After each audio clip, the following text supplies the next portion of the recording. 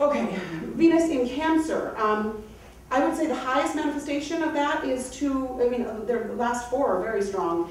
You're creating a lighted house in your own body. The phrase for Cancer is, I build a lighted house and therein dwell. And this is our soul, Maria, here. I'm going to out her. Okay. And then educating children according to soul values, soul relationships in the home, and philanthropy. There's a lot of generosity, do you know? So it's the Venusian energy of nurturance that comes in there.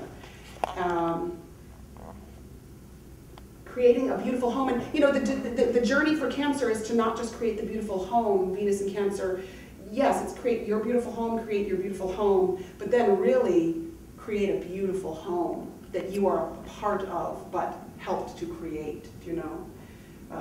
Create your beautiful school, create your beautiful community, create your beautiful environment. You know, it's a much bigger picture that a Cancer can hold, as opposed to, sometimes Venus in Cancer can get very personal, like I love you, you belong to me.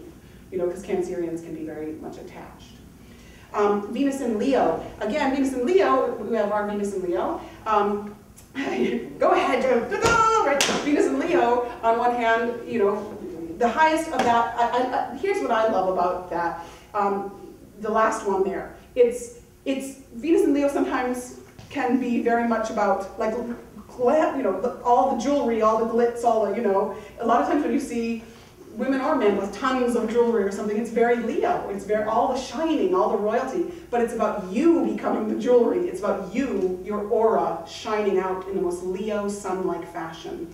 And it's also, Leo can get a little bit glamorous, like, look at me, because Leo likes me, but it's the dissipation of the glamour through the light of the soul. So it becomes, just like, the sign opposite Leo is Aquarius, and Aquarius is about the group and not the individual. So by invoking a little bit of the Aquarius subjectivity, the Leo, it becomes decentralized. You become decentralized and you just shine out who you are, and it doesn't matter if you're in the spotlight.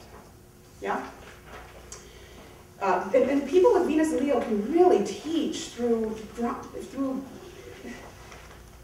dramatization of their soul journey. A lot of times people with Venus and Leo have a great story to tell, and it's a wonderful teaching story. Okay?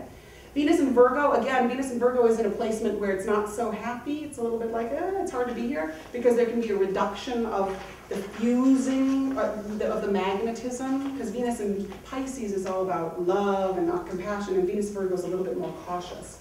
The beautiful thing about Venus in Virgo is people with Venus in Virgo are always experimenting with how to refine themselves. So, vegetarianism, herbalism, it's redeeming matter, and it's preparing the form for the soul. So I always talk about Virgo in terms of the womb. It's like, if you're pregnant, you're going to be taking care of your body. And even, a lot of women, even before they're pregnant, they're preparing their body.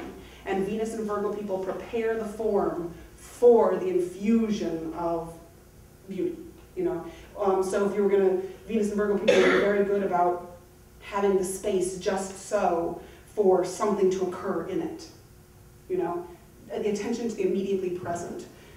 It's a love of service. Venus and Virgo's love of service. Venus in Libra, the highest amount. Yeah. Were there any Virgo? Yeah. I'm sorry. Were there any Venus Virgo? I think we almost ran out of all the places. No. Yeah. No, Venus Virgo. How about Venus in Libra? Anybody with Venus in Libra? Marriage in the heavens, the highest manifestation of that is creating right human relationship, is the true brotherhood, is true diplomacy, is like a harmonious blending energy. Your soulmate, Venus and Libra people want to be in partnership desperately, but what they become to learn is they letting go of that desperation and saying, I need you. And this is where the idea of soulmate comes from, although I think we all have many, many soulmates. But, the idea of the true, like, we are here to work together for a purpose. Like, yes, I'm passionately attracted to you and I love you and I want to make love to you, blah, blah, blah. But also there's an awareness of, and we have work to do together. We have to teach together. We have to whatever it is together, do you know? Venus in Scorpio, fierce beauty. And Venus in Scorpio is the death of lower values. It's ruthless in a way. your soul values are achieved. You often have to let go of something. There's a kind of relinquishment. There's a kind of fiery, watery thing that you have to go through. There's often intense experiences where you either spend the rest of your life cutting love off because you've been wounded, or you spend the rest of your life helping people transform, bringing the dark to the light. Yeah, it's very ferocious. You often have an attraction to something that has to be released. So it's like, I have to let you go, but you learn through that letting go. Venus in Sagittarius, it's that love of travel, and the highest, is it Kate Keats or Yeats that said, beauty is truth, truth, beauty, that is all you need to know, That's Venus in Sag. And it's all about the union of truth, Sagittarius, and beauty, Venus. And it's all about the ideal and the pursuit of the ideal. And it's open and honest in love relationship. Long journeys in pursuit of the beautiful. It's a Don Quixote. I always talk about Don Quixote in terms of Sagittarius, but it's to dream the impossible dream. It's to go off on that quest. My mother has Venus in Sagittarius. I think I've told somebody this before, but and she's also got Sagittarius rising. Venus in Sagittarius rising. Every time she goes on a trip, she plays to dream the impossible dream at a very loud volume because doesn't hear very well. And she sings it and goes off, and it's so much Venus in Sagittarius. Did anybody have any of those placements? You should always know also anybody significant in your life. As you come to these, note, if you want to know their placements, I can tell you them, partners, family, all that. Venus in Capricorn, you start out and it's all about social climbing, and I drive the right car, and I'll love you only if you're like this, and there's a lot of